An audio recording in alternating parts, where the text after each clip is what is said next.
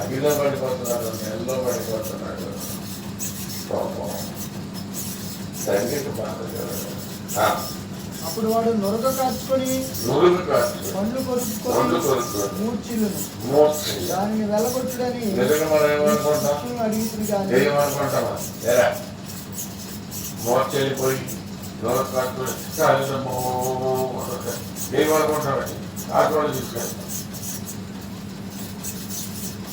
అదే పేరు కూలిపోయిన పోటీ మొక్కలాగా చూద్దాం.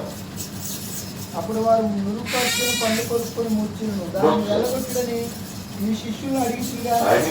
కానీ వారి చేత కాలేదని చెప్పారు.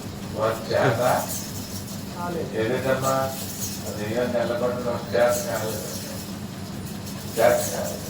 అందుకు ఆయన విశ్వాసములైన తరము వల్లారా నేను ఎంతకాలం మీతో ఎంతవరకు సహించు